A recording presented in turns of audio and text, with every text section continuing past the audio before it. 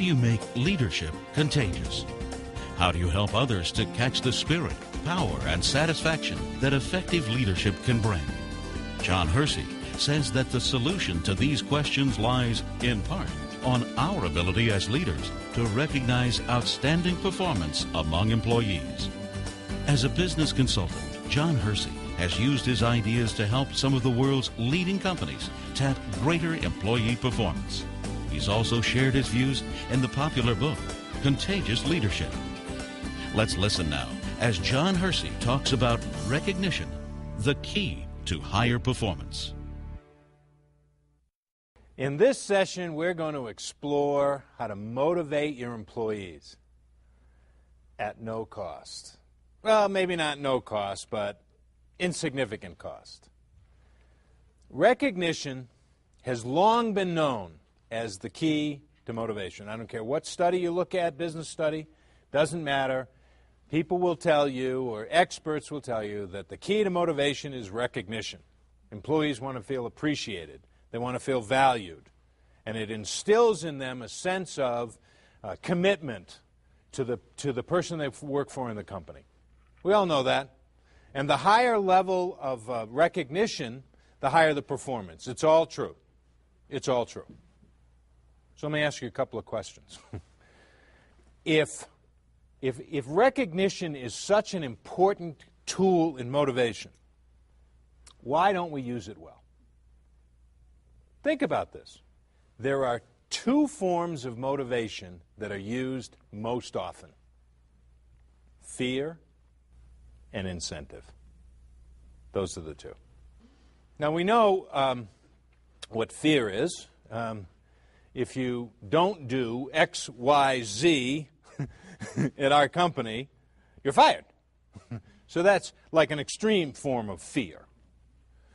Or you're demoted, or you won't get a pay raise, or you won't get the bonus that you expected. That's fear. When I was growing up, my dad used fear very well. If I didn't keep my room clean, I didn't get the keys to the car on the weekend. Okay, that's a form of fear motivation, and we've used it all our lives. Now, incentive.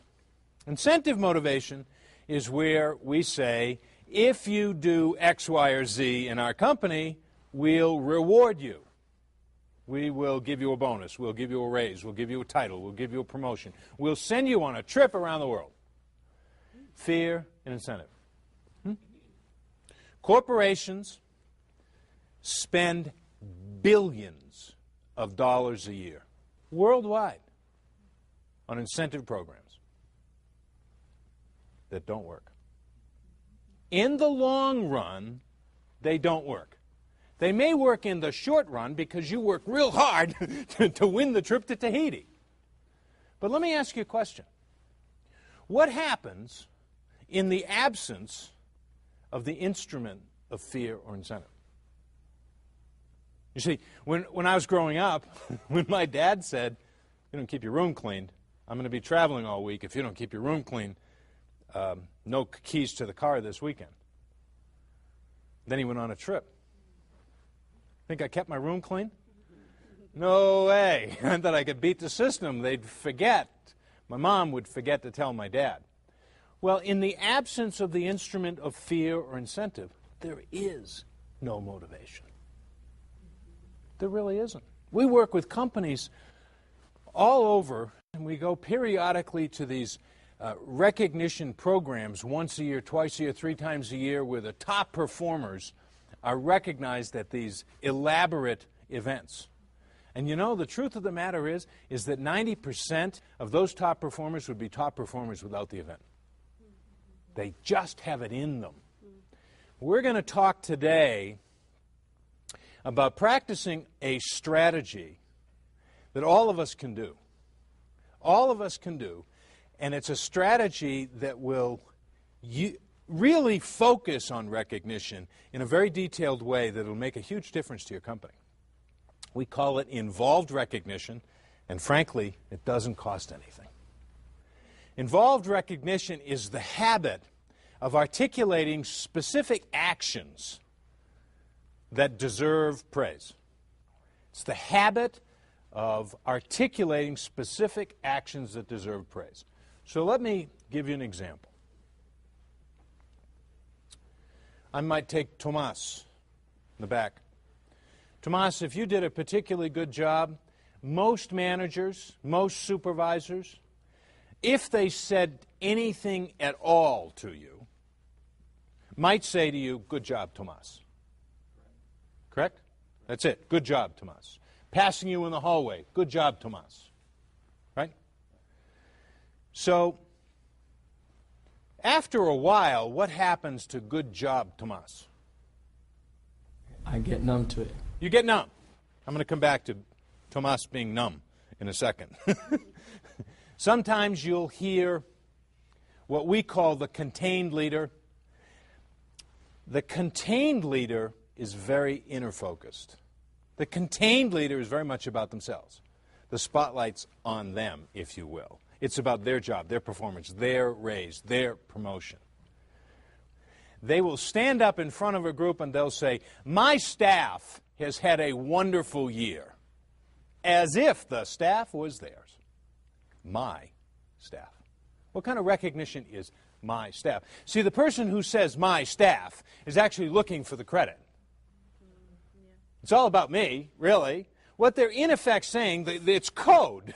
What they're in effect saying is, promote me, give me a bonus, give me a raise, because I somehow got the staff to do a good job this year. They don't really mean it. I don't mean they're being devious about it. I don't mean that they're being nasty about it. But it's not effective communication because they give the appearance as if they don't care. Now, I want to go back to Tomas's point that it's all about them. Good job, Tomas, falls on deaf ears. Good job, Tomas, he said he was numb to it, didn't he? Many years ago, I was living in the suburbs of Boston, Massachusetts. And I had the opportunity to move into the city. And I moved into this. I'd wanted to live in the city my whole life. I moved into this wonderful section.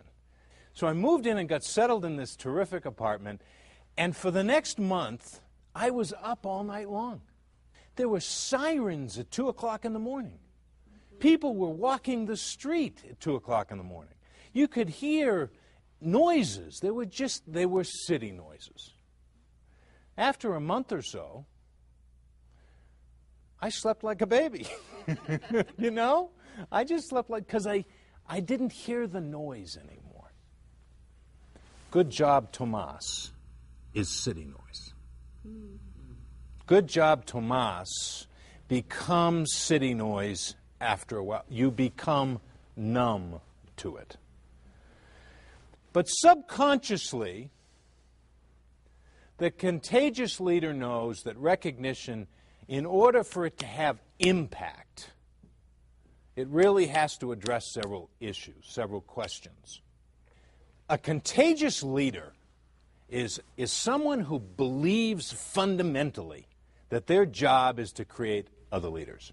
And their primary job is to create a culture that nurtures that. That, in a nutshell, is what contagious leaders are and what they accomplish. In order for me to recognize Tomas properly, I mean really properly, good job doesn't do it. We become numb to that. So what I really need to do is, first of all, do a little homework. Let's do our homework as leaders. I need to ask several questions. First of all, what did Tomas do that deserves recognition? I need the answer to that question. Secondly, I need to ask, how did Tomas do it? Thirdly, I need to ask, for whom did Tomas do this? For which customer, which group, which project, which team did Tomas do this? Fourthly, I need to ask, why? Why did he do this? What problem was he trying to solve? So what was the why behind this? And finally, how did the organization benefit from this? 5 questions. If I will just answer those 5 questions and let me submit to you, it'll take you all of 5 minutes to answer those 5 questions. We're not talking about investigating and hire outside investigators on this one. We're not talking about wasting company resources. We're talking about doing a little bit of fundamental homework so that you can recognize Tomas and Tomas can feel empowered by that. So if we applied that process, what would the benefits be? If we answered those 5 questions in every single one of our communications in order to recognize someone, how might Tomas feel about that? What do you think it might do to the organization? It would certainly pique morale, and the higher morale goes, the lower turnover goes. There's an old saying that I heard many years ago, and I wish I could tell you who said it, but I don't know who said it, and they said that people leave bosses, not companies.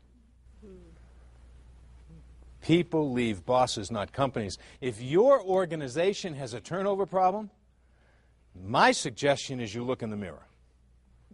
And there is the problem, more often than not. So, higher morale, the lower turnover. The lower turnover and the higher morale, the higher productivity. The more productivity.